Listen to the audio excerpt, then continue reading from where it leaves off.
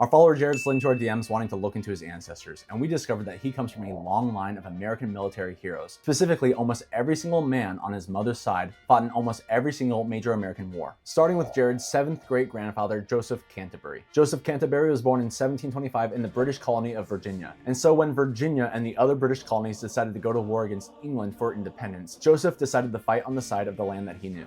Now, we have strong reason to believe that Joseph died on September 11th, 1777 at the Battle of Brandywine, because he was part of the 6th Virginia Infantry Regiment. And that regiment is on record for taking great losses at that battle, and we have no records of Joseph after this date. Joseph's son, John Asa Canterbury, was born in 1759, and in 1780, he also joined the Revolutionary War, substituting for multiple men. Now, we know that John Asa Canterbury survived because he would go on to die in 1842. After the war in 1788, John Asa Canterbury would have a son born named Asa Francis Canterbury. And when Asa Francis Canterbury was 26 years old, he would also fight Great Britain in the War of 1812. Our follower Jared then comes through Asa's son Isaac, who we don't have any record of fighting in any sort of war.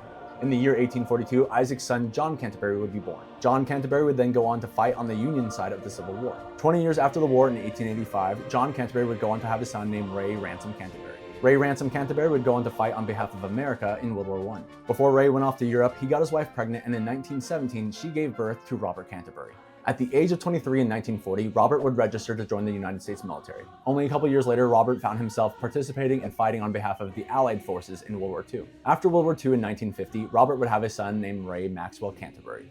Ray Maxwell Canterbury participated in the Vietnam War. Jared's family tree tells almost the entire American military history, and as an American citizen myself, I'm quite grateful for the sacrifices that his ancestors made.